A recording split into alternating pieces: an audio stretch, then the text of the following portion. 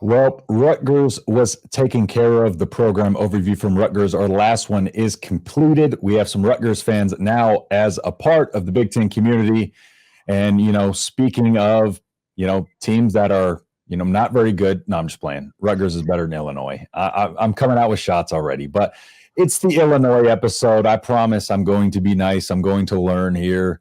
We are joined by Ryan Evan and my co-host Sonny Verma, per usual. Ryan, how are you doing today? First off, thank you for joining us. And do you want to let the people know where they can find you and find your work? Yeah. So thanks for having me. I'm glad Sonny reached out. So you can find me on X at 200 columns rye and at 200columns.com. And I'm also the co-host of Keeping It Orange and Blue, an all Illini football basketball podcast. That's on Apple and Spotify, YouTube, all that good stuff. Awesome. So we'll have all that linked in the description. So if y'all want to go follow his content, please go support him over there and check his stuff out. So, and my co-host over there on the end, Sonny Verma, he is a little bit under the weather. So just to preemptively let y'all know, he is not feeling well. So Sonny, how are you doing today outside of that? I'm doing good. When you and I decided to start this Big Ten show, we didn't want to just keep throwing out Illinois and Nebraska content, even though you and I are, that's our personal preferences. So, Ryan will tell you, outside major media companies, if you're talking about finding small, independent content creators who talk both football and basketball, there's not many. There's myself at Illini Cast, my other show, and Ryan does a fantastic job himself. So I'm really glad he's accepted coming on the show and talking about the Illini. Yep. Yeah. Well, let's go ahead and get it started. As y'all know, we were going to start with football per usual on these program overviews. So let's go ahead and get that out of the way. Ryan, the first question I typically like to ask, looking at the 2023 season now, looking back at it, what were some of the things that went well and what were some of the things that kind of went south that you were expecting to be better? Well, I think, and it's Sonny, as I'm sure as maybe have attested to already, I think we didn't realize how bad the secondary would be. I think we realized that, when you're losing players like Jartavius Martin and Sidney Brown and Devin Witherspoon, you're losing three pros of the NFL. I think that is something that can't be overstated too, and I think as the fan base and even the people covering the team, we took it for granted. We thought that, Ryan Walters leaving, not while that hurts, you still had the core coaching staff really there still.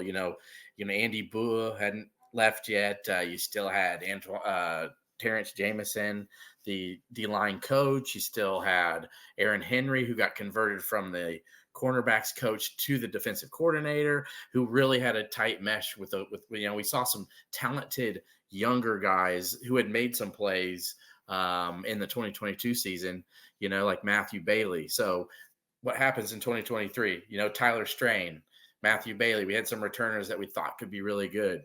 But sadly, Matthew Bailey got hurt early in the season. And it sounded like Matthew Bailey was going to be a guy who was like a captain, a leader of that team that Brett could really depend on back there. And that was a huge blow, more than I think many people really know. And then Tyler Strain and some of the other younger guys like Xavier Scott just were not as good as we had hoped. I think we all thought they were just going to take that step and, it's their time to be the man. And another one, Sonny, is Taz Nicholson had a very disappointing season in the secondary. So that was really the key defensively and why the team didn't go to a bowl game. I mean, at 5-7, I think they should have easily won 7 games easily. That Northwestern game was there for the taking, but when you score 44 points and can't win, then, and then a high scoring game against Indiana, then the second to last game of the year, it was a really good offense. And to your first part of your question, I thought for me and maybe other Illini fans or media, we thought that the offense may be a big question, because Luke Altmaier was coming in to a new system. And Barry Lunny really didn't have tons of support. I think people were still kind of unsure of how it was going to work with him, but they knew that losing Chase Brown as well, who was the bell cow in 2022, and having guys like Josh McCray, who was injury prone. So I think it was just kind of nervous. Like, we can probably depend on the D, but we're really not sure how good the offense is going to be. And sadly, it was like roles were reversed. The offense actually turned out to be pretty good, an upper echelon Big Ten offense. And then we got to see the emergence of some really good young running backs who I think, Aiden Lawfrey, and help me out, Sonny, the big man. Yeah, Caden Fagan. That's correct. Who was going to be like a linebacker slash, running back, fullback if they needed him, and then all of a sudden in camp they were like, this dude can't be kept off the field. He's just too good, and he had a heck of a freshman season. So I think hopefully that answered your question. The offense definitely surprised. The defense definitely let Illinois down big time. Yeah, for sure. So Brett in 3 seasons has gone 5-7, 8-5, and 5-7. Now I've been an Illini football follower, and there's not many of us for a very long time. So I have my opinions on where the football program is now compared to where we've been and where we are kind of moving forward. So I guess I'm kind of curious on your thoughts. Obviously, the Big Ten is going to get a whole bunch tougher next year. There's a lot of new programs from out west joining us. Where do you think that the Illini are going to fit, tier-wise, and like what role do you think we'll be able to fit in the new, Big Ten 4.0? Yeah, great question. I think with Brett Bielema, I think with the way he teaches, and really the way that his kids and players believe in him, I think he's a very sound coach. I think his teams are always going to be tough. And as he's getting more of his guys in here, I don't really think Illinois is going to beat themselves as much. I think they're going to be a team that's always going to be competing for a bowl game. And I got to be honest, I think as an Illinois football fan, that's really all you can ask. I think there can be some 8-win seasons in there. Throw up some 8-win seasons in there. I think he's already proven he can do that.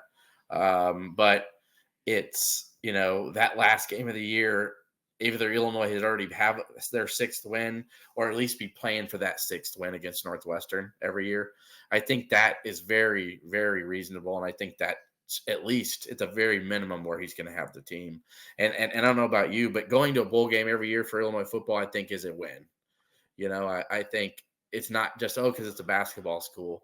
I just think when you're competing with the likes of who you've already had to compete with, and then now you are adding Washington and Oregon and even the USC, UCLA schools, it just depends on a couple years. You might not get maybe some of the heavy hitters as much to where you could win, 7-8 games that year. But they're always going to have the Purdues and the Northwesterns, and you'll throw a Rutgers or a Maryland or an Indiana in there. And there's going to be some times where you're like in Minnesota where you're like, we could win 3 or 4 Big Ten games this year, and then we win at least 2 of those non-conference games and we're at 6. Or even if we win all 3 of them, when we're not scheduling really good teams, I know, which sadly, Josh Whitman, the Illinois athletic director, who's done an amazing job, I don't think they realized, what Kansas was going to be last year. Right. Lance Leipold has done a great job with that program. And I'm actually happy that Jalen Daniels has left. Did he leave? No, I think he's coming back. Oh, he's coming back. Okay. Yeah, I think he's coming back. There was a couple of tweets out there. Maybe one of them got me probably. Yeah. But yeah, so I thought he was like with Jalen Daniels coming back. Nobody really saw that or thought he would be that good. So that's kind of hurt Illinois. And then they're transitioning into Duke, I think, in the next couple of years, which that'll work out, I think, because now that Elko's gone. Yeah, now that Elko's gone, which is good, because having those 3 non-conference games where you feel like we can take care of business there, let's get to at least 3 Big Ten wins. And there's always going to be 3 or 4 winnable games on their schedules. So that's where I think Illinois football can be with Brett, a sustainable team that can make a bowl game.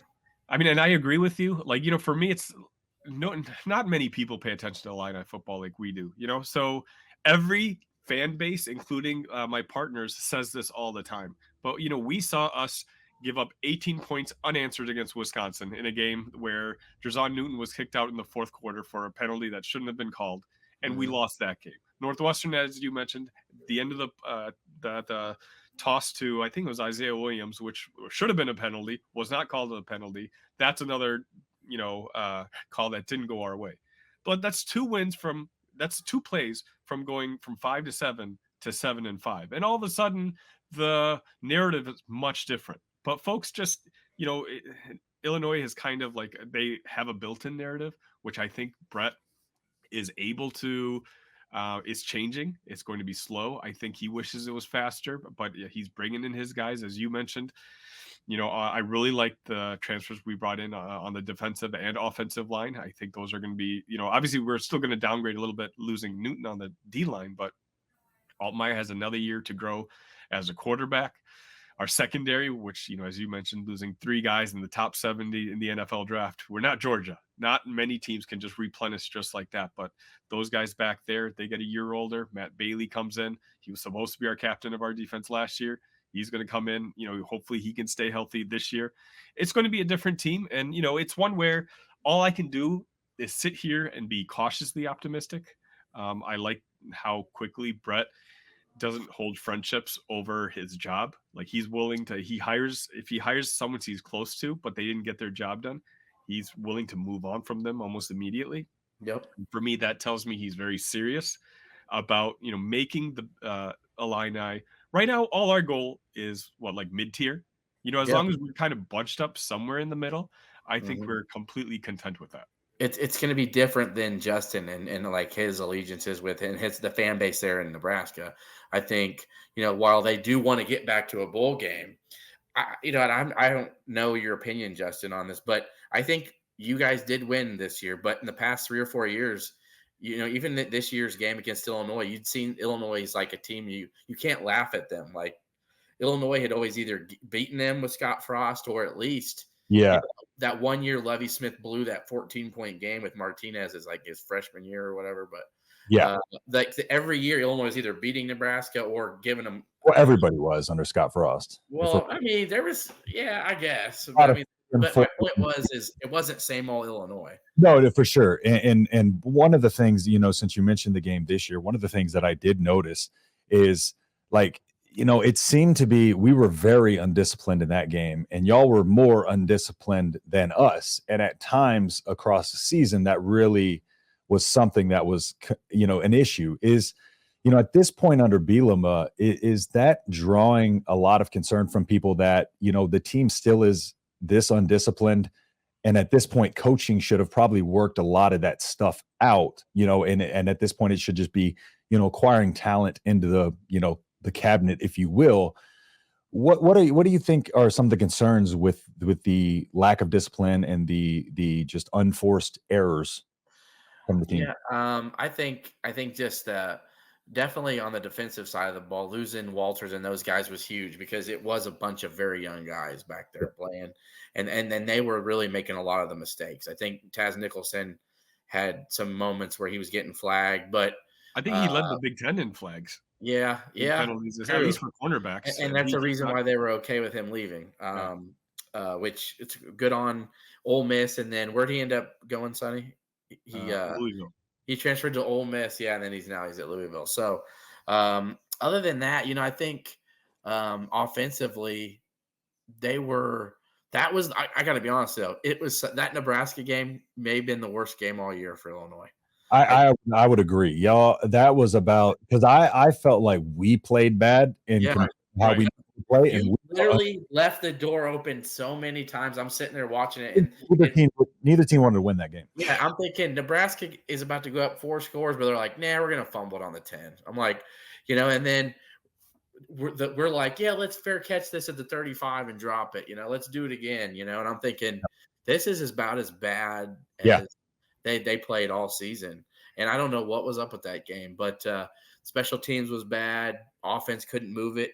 But really, other than that game, Illinois offensively was pretty good. That game, if you recall, was kind of the turnaround because after that game, I believe I don't know if Purdue was in between that because we got walloped by Purdue. But then all of a sudden, in the first half of the season, we had offensive line issues like that. I don't think the staff were projecting to happen at all. Yep. Well, And you saw it in that Nebraska game. But finally, kind of in the second half of the season, Brett realized who he was going to play where. We had the emergence of Caden Fagan, who, at that point, if he had not gotten hurt at the end of the season, and we had lost our entire running back room. All 4 guys were injured. So, a Brett Bielema team is built on running the football and having a good offensive line. Yep. So that let's not forget the Iowa game now. We were winning all the way till 4 minutes left. But that's what I'm saying. Like, you and I recognize that because we watch the games. But other folks, like, they're not really going to take it serious. But when we do the Nebraska show, Justin's going to tell us, well, no, look, this analytics said this was supposed to happen. This was supposed to happen. But, and this is what – same thing you're doing. It's the same thing you're doing when you're like, oh, if we would have won that game if we didn't have that penalty. Or that's my point. That's my point. Every fan base does it. You're establishing my point. But it's Illini fans. We already know that all fan bases do that. That's called being biased. Yeah. I'm saying that's why I guess what I'm saying is I'm more optimistic than the average guy. Yeah. I think Brett, is as good of a coach as I've ever had in my lifetime. And if he can't do it, I'm going to be very worried for the outlook of the program moving forward, because I think, he's a program builder. He's the type of guy, who, we're not going to get a Luke Fickell or something like that to come to Illinois. So for us, it's like we need a guy who wants to be at Illinois, who has some history. And so, I'm more optimistic. I know 5-7 is not great, but you know what? If you told us 4 years ago that we'd be finishing 5-7, we would have taken. Yeah, because that means you're really, for the most part, playing for a bowl game, and it's true. I mean, I'm cool with the analytics part, and every fan base is biased, but to know that Illinois was that playing for a 2-point conversion to go to a bowl game. I mean, hey, do you want that? If Illinois gets one play to get to a bowl game, do you guys want that? Yeah, I'll take it. Yeah, and that's the thing. Like I was going to be complimentary until Sonny just starts to come after Nebraska every single time we do a show. But literally every single time he's like, "Oh, those Nebraska fans." I never call out Illinois fans, but I digress. My thing is, yes, it used to be one of those things where Illinois used to feel like a cakewalk on the schedule. And then in recent years, that's completely changed in terms of that. And as far as like one of the key moments where I realized that we were kind of down on that level, or these teams were catching up to us, was I believe it was the opener in 2019. Was it 2019 or 2020? Was it Brett's first year? I think it was the year. It might have been. It was the year was it like that week 0 game, right? Was this supposed to be in Ireland? We started with like a screen pass behind the line of scrimmage. It was like a fumble. Yep, and it was like it turned into a safety or something. That was probably the saddest I've ever been after a game. I would say that was the point where I reached peak sadness. But to your point, that is kind of one of those points where I realized that, like, okay, like these teams have caught us, right? And then that's why the pressure was put on some of these other teams to get up. And it just seems like Illinois had made that kind of climb, and they're just kind of a little bit stalled right now. And I'm just wondering, what do you think it's going to take them to kind of get over that next step? And looking at the recruiting class here, we got 54th ranked overall class, 56th ranked transfer class, but it's a smaller class in the grand scheme of things. Yeah. So, do you think there's stuff, recruits in this class or things happening that can really kind of push Illinois over that level, especially right now in this transition to the new Big Ten, where they're going to have to it's an arms race? Yeah, I really do. I think he's really putting a footprint in a establishment of his developing that O-line, getting guys that he really believes in, and guys that have big Power 5 offers and that have other Big Ten offers, some SEC offers, and the transfer portal. He actually did really well in, I think, getting the maybe second, or was it J.C. Davis from New Mexico, who was the number 1 ranked like offensive lineman in the country in the transfer portal, I think. Getting that, because that's establishing Brett Bielema football. You've already got your road graders, your motor grader running backs. Caden Fagan's a beast, and he's got some really good talent behind him. But he's already said the biggest mistake he made at Arkansas was not establishing the depth he had, because he was losing guys to the NFL at so fast of a pace that he couldn't catch up with that, and their depth was killing them. And so he's got really good young guys that were getting time last year. Hunter Whitenack and Brandon Henderson were working for roles, and they have those. And he got a couple really good transfers, O-line transfers in the portal. And then, so I think not just that, but they've got difference maker. They've just recruited two, to me, difference maker quarterbacks. So Trey Petty and Carson Boyd. Okay, Trey Petty is a really good dual threat quarterback from the state of Mississippi. Him and Luke Altmaier, have known each other. He's from Starkville. Yep. To me, Brett Bielema is super excited about him. And then Carson Boyd, who was a kid that, Missouri, was in on, but Illinois focused on him, and they really, I think we're talking 3-4 years down the road for him, but that's another win in my book. When you got really good dual threat athletes who can be difference makers at the quarterback position, and then establishing what your identity is of having big, tough physical offensive linemen with big physical, tough running backs, I think, and then having Barry Lunny, who really showed his weight, I think, what he's worth, what they're paying him. And so I'm excited about that. And I think they've got some difference makers on the wide receiver with guys like Malik Elzy, I think, who can be really good.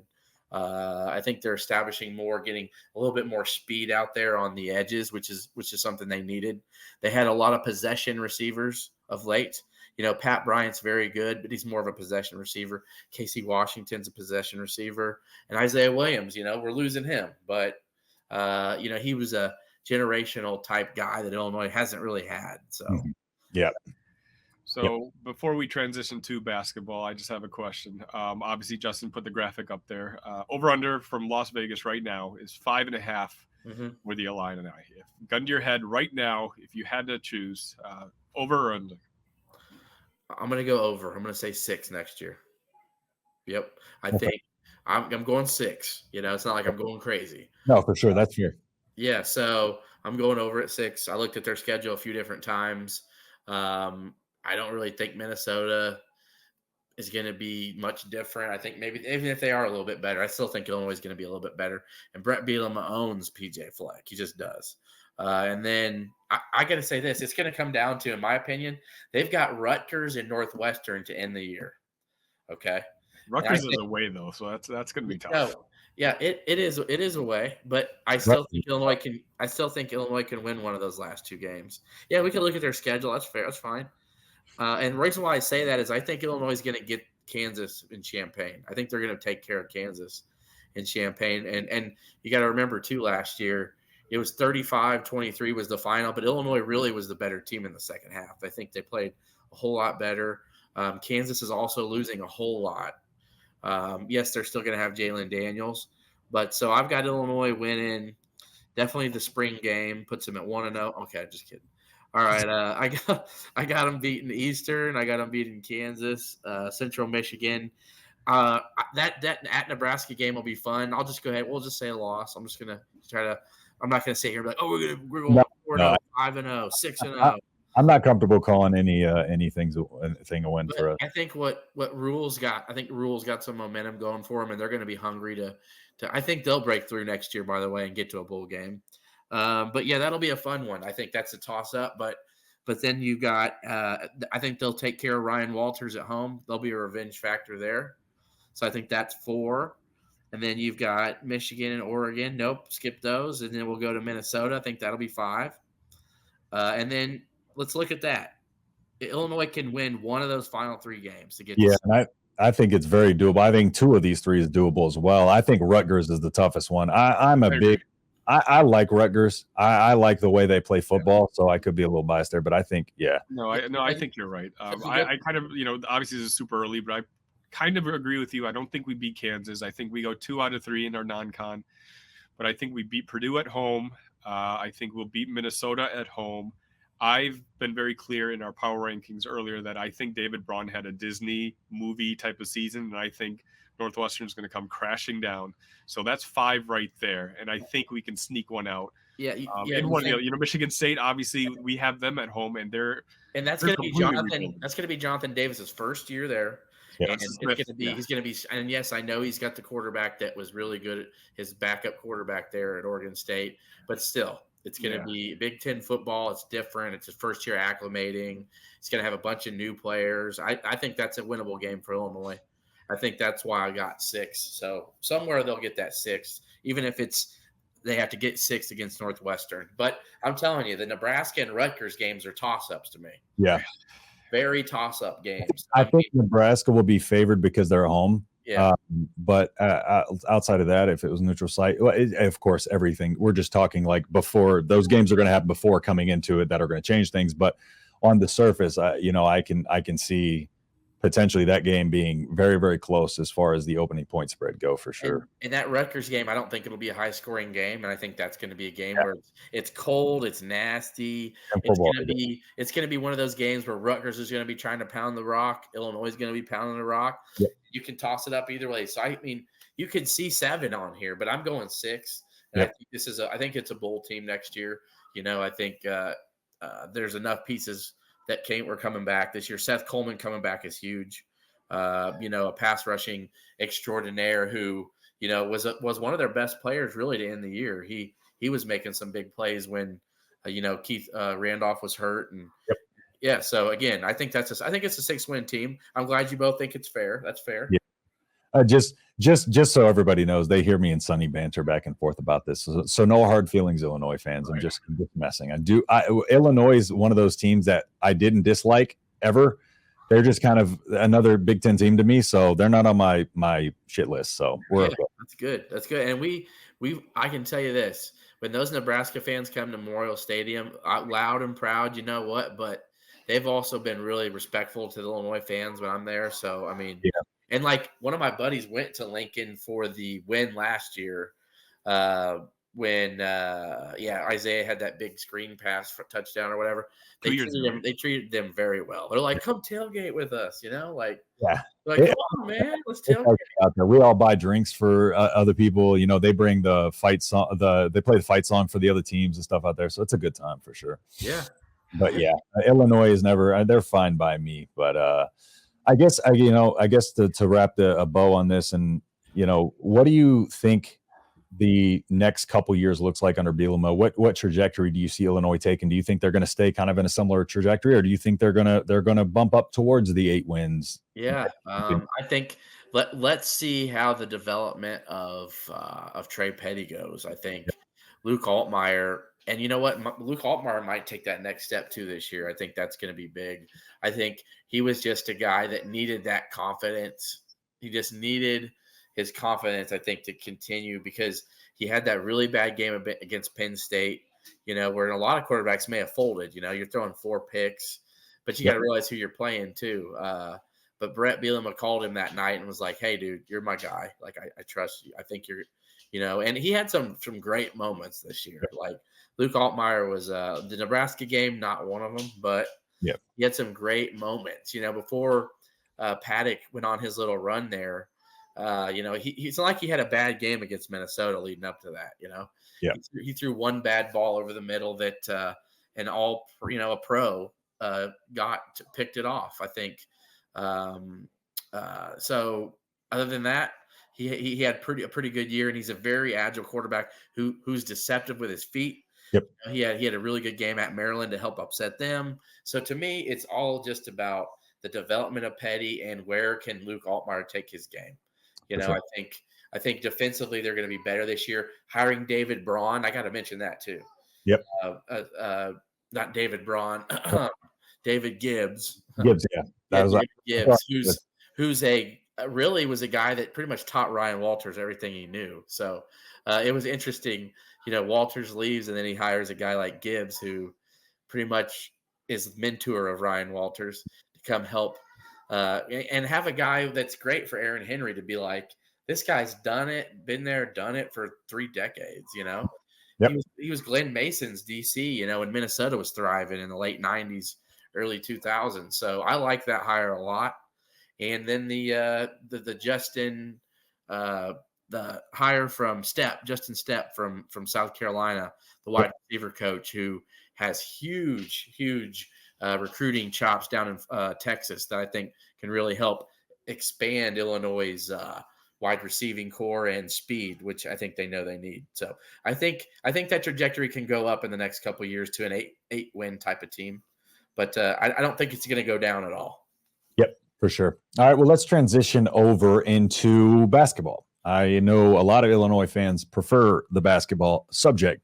So I guess just getting into it now, Sonny, I'm going to let you go ahead and take this away. You can go ahead and give the first question on the basketball front. Well, I mean, Brad Underwood yesterday won his 20th game on the season. That's 5 in a row for the Illini. And, we're talking about the best basketball team in the Big Ten for the last 5 years. Look at the wins. Look it up. I'm not lying. But we have that monkey on our back, like not being able to get out of that first weekend. And his inability to do that, and obviously he has his flaws when it comes to in-game adjustments. What's your feeling? Like, you hear there's a smaller crowd of Underwood haters, who kind of want us to move on from him, who don't think he can take us to that next level. I'm curious to what your thoughts are on Underwood and just our basketball program in general. Well, I am definitely a Brad Underwood advocate. I think, as being just such a passionate Illini fan in general, I think I was just so sick of, and sorry, Justin, I mean, I don't, no offense. I know in Nebraska. I'm not taking. Go ahead. Okay. So, and this is nothing like people, because some fan base gets so irritated when you're like, Yeah. I know how it feels to miss March Madness. Well, it happens all the time. So, but just sitting at home for those 5 years, it's like almost 4 or 5 years in a row, and just miss. And I literally almost forgot what it was like to enjoy a selection show, so, which is huge, everybody gets together. You're like, where are we playing?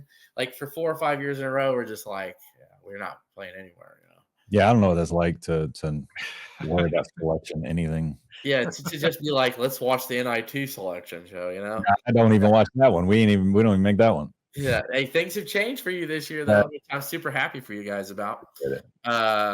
So, and just think about this. I think in those last 5 years, Sonny, and this is no joke, was it 106-48 and 66-30 in Big Ten play? Those numbers don't lie. I mean, and numbers don't lie. I mean, people could try to skew them however you want, but that just tells me that he is sustaining success, and it's something, whatever. And also, he also has adapted too. I think a lot of people have really got on him about, he's too stubborn. He doesn't make adjustments. If we recall, Sonny, his first couple years there, remember, Illinois defensively, he was installing the in-your-face pressure, forcing the most turnovers possible, like he did at SFA and like he did at Oklahoma State. And he was having success doing that. But at Illinois, it just wasn't working. Illinois was number one in forcing turnovers the first 2 years he was there. Okay, well, and Illinois ended up, I think the most they won was 15 games 1 year, I think. Yeah, it was Iowa's freshman season. They won 15 games, but still not even close to the tournament. He's like, what do I have to do? We have to change this. We'll go to pack line, at least give ourselves a chance, because when you're forcing 20 turnovers a game, but you're still, giving up, 85-90, this ain't working. So he changed his philosophy defensively. And that's a huge thing, because a guy who sustained so much success and winning and getting to March Madness tournament and winning in March with SFA and nearly getting to a Sweet 16, to say, I'm just going to overhaul what I do, that's not easy. That takes a lot, especially pride, and just to move that aside, what's best for this program, what's best for the team. And he did that. So that's just one. Two, so then he brings in Stephen Gentry, who did a great job. He left Gonzaga, came to Illinois, and they installed new different types of offense, and went out and got Kofi Coburn, who obviously, you'd say, well, why wouldn't he go get Kofi Coburn? Well, because that's not the type of offense that he ever ran. He never had a big that was near 300 pounds that they were like, this guy's going to be an animal that we're going to just toss the ball into and play off of. Yeah. It helped having Io DeSumo, as well. That never hurts. But, once Io was gone, you still had Kofi there, which is really just not how Brad really likes to play offense. So he's adapted and changed what he believes in his offensive philosophies and his defensive philosophies to win games at Illinois and to be a formidable team that every year is going to be competing for a Big Ten title and who is going to get a double bye in the Big Ten tournament and is playing for a top 4, 1 through a 5 seed. Yeah. So, and that's what they were, a 1 seed IOs last year. Last year was an anomaly, but we'll take it, 8, 9 seed. But then you were a 4 seed the year before that, and it looks like in all projections they're slotted at a 4 right now, unless they completely tank. So to me, it's really hard to understand why some people are angry at him. I get not making a Sweet 16 yet. It stinks, but I think the COVID year as well really hurt that team, which I think could have been that team that went on a run, because as you remember, Andres Feliz was rolling with them that year. Trent, Andres, Kofi, Io, they had it going. And I think they were on a roller coaster heading to the top. But this is and then this year the transfer portals really helped this team to get past last year's immaturity issues. I think they got rid of some dead weight, Sonny, in my opinion. And I think for the better. And I think he knew he needed to get older, and he's changed that way too. There's another. Well, I was going to say, to kind of piggyback on the point you were just making, he's changed his offensive philosophy on the fly. He's changed his defensive philosophy on the fly. And this past year, he changed his recruiting philosophy on the fly. We were getting, one of the top 5, I think, recruiting classes in the country. And last year, we kind of saw what the downside to that is. Like, these freshmen come in, they want big minutes, and they don't necessarily know how to work for it yet. And the vibe with the team last year was just off, and the guys that we had were just off. This year, what did he do? He brought in Marcus Damask, a graduate transfer. He brought in Justin Harmon. He's got only 1 year left. Basically, he got guys who understand that it's their last year in college ball. Here's an opportunity to level up, play against tougher competition. And, they're more about just leaving it all on the court for the team, as opposed to what, the 4 or 5 stars are, coming into, especially this day and age. Quincy Guerrier as well. Yeah, right. And Quincy as well. Exactly right. So, yeah, with what you're saying too, the biggest problem, and I think it was like a miracle he was able to get him to the tournament last year, to be honest with you. I think everybody was just happy they got to the tournament. I thought when they drew Arkansas, I knew it was going to be tough, but I'm like, the fact he even got this team to the tournament shows you that this guy can coach. I think maybe not the greatest X and O's coach, but I think he's a guy that can motivate and who can get his guys ready to be tough and prepared. And I think he's got a great assistant staff. He's got an assistant staff coaching staff that I really like. Jeff Alexander's a great recruiter, good X and O's guy. Tim Anderson is a must kind of have dude who can go out and get you, that 4 or 5 star Morez Johnson type that can be a game changer. And then Chester Frazier, who's an animal at Illinois. He's got great East Coast ties. He's also was an amazing defender at Illinois, and he really is that and helping instill the toughness and bulldog mentality into a lot of these younger guys like Ty Rogers. And so love the staff he's got.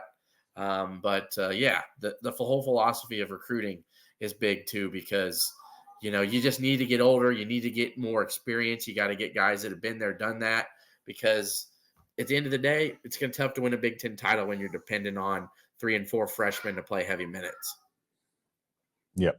And one thing that I noticed, in watching Illinois and stuff like that, and I've paid more attention to Illinois, lately, just because, Sonny does his Illini cast. So I watch that and stuff like that. So, when it comes to some of the grinded out games that they've had against teams that, they probably could have, pulled away from in Nebraska, for instance. In Nebraska, Illinois, I'm not going to argue and say that Nebraska is anywhere near as talented or as complete of a team as Illinois, because I'd be being disingenuous. But it seemed like Illinois let us hang in that game a lot. And there are other instances where they let teams kind of hang around too long and they really don't put their foot on their throat. Is that something that's kind of a anxious point in the Illinois fan base? Is that something that is being addressed by Coach Underwood? 100%. The Penn State debacle is just still hurts. I think Sonny, I don't even know. It was hard for me I think I woke up the next day and was like, man, I had a bad dream, I was like, hold on, let me look at my phone. My post game was 20 minutes of me saying, what just happened? What just happened? Yeah. So a lot of anxiety, animosity, nervousness, of how it seems like somewhere along the line there, maybe it was with Terrence Shannon missing a few weeks, maybe things just got messed up a little bit. I know they played pretty well with he was gone, but that'd be like saying, let's take Keisei Tominaga away from the team for a month, or let's take Rink Mass from you guys for a month. Figure it out. You'll be all right. One of my things is the fact that they maintained afloat and they're competing, for the top spot in the Big Ten, and they're going to be a bye. Probably they're going to get a bye, I would imagine, unless they completely just go, train wreck at the end.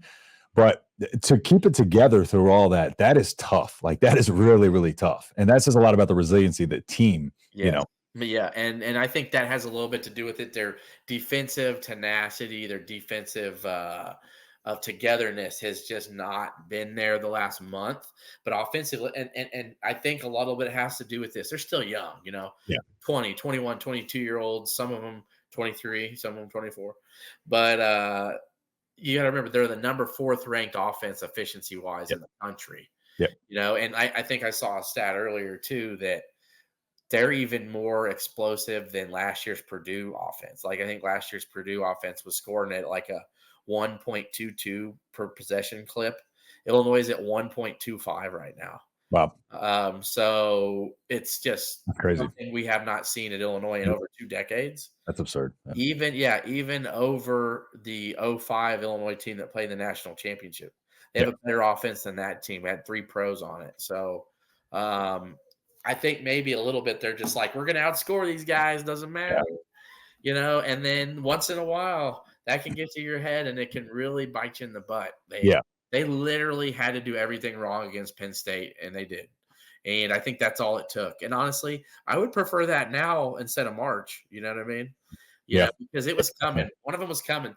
Like that Nebraska game, I was sitting here going, if we win in Nebraska, we got lucky, in my opinion, because you let a hungry team that needed a road win come in here, and they were, trust me, I think Nebraska wanted it more than Illinois. I know they did. Yeah, it was all just making the effort plays that kept us in that game. Yeah, and it was literally just Illinois' talent, having a guy like, Terrence Shannon and, having that home crowd environment was just enough to get by on that game. Yeah. But had that been on a neutral floor, I think Nebraska would have won. And then they did blow the Michigan State game. So, like you're up 7 with 6 minutes left, and you just can't buy a bucket. You can't get a stop. Yeah. Those things were eventually going to bite them in the butt, and it really did. And what I did like to see against Iowa yesterday, so I was at the game, and Iowa was up 7 with like maybe 10, 11 minutes left. And I'm sitting here going, this is how you guys are rebounding from Penn State? Like, this is a veteran team. This is old players on here. You got a first-team All-American. You got a second-team All-Big Ten guy like Marcus Damask. You have a all-world talent like Coleman Hawkins out here, and you're going to lose to your rival on your home floor after what just happened to Penn State. Something is missing here. So I think these guys learned something from that Penn State game, and I think giving up 85 to Iowa, why not ideal? They really held them to 35% field goal percentage in the second half, which to me is something you can build on because Iowa's a top 20 offensive team in the country. Yeah, they shoot 3-pointers like nobody's business. Yep. So I guess finally, Ryan, just to wrap things up, and again, thank you for coming on today to rep the orange and blue. No problem. What do you think? Obviously, we're all excited. I'm excited about this team. You talked about how offensively we haven't seen a team like this in a very, very long time. What would you say is the absolute ceiling to what this team is able to accomplish? I think the ceiling is a Final Four type of team, not a national champion. I think there's just not enough post defense down low because eventually you're gonna be running into the Houstons and the Yukons, and I think Illinois knows Purdue well enough. I think they can clip them at home next week. Nebraska has shown that you can hit 3-pointers, and Illinois has got good 3-point shooters. You can double team Edey, and I think you can, if Hunter Lawyer and some of those guys aren't making shots, which they do often, I think Purdue is a team that Illinois can beat, and I think. You saw that in West Lafayette too, but I don't think they can get to the national title type of team. But I think depending on their matchups in March, I think they can get to a Final Four. But ideally, I'm going to say confidently wise, this is a second weekend team. I think it's a Sweet 16 team that could advance to an Elite Eight. But I would put money on them making a Sweet 16 this season. That's fair. Yeah. Anything else, Justin? Nope. I think that'll about do it. Ryan, thank you so much for, joining us. Like we said before, again, if you want to know where you can, you can go ahead and tell people where they can find you, and the links will be in the description. So one more time, do you want to tell people where they can find you? Yeah. So 200columns.com is the website, and at 200columns Rye on X, and then Keeping It Orange and Blue is the podcast on all of your platforms and on YouTube as well. And all my Purdue fan followers, you guys can follow me there. And hopefully this beats the Oregon episode, Sonny. That's the goal. Oregon's going to be tough. My goal is that we outnumber Purdue. Purdue fans showed out big time too. They got our second most views behind Oregon. So and Purdue fans love me. So hopefully they watch this. Okay.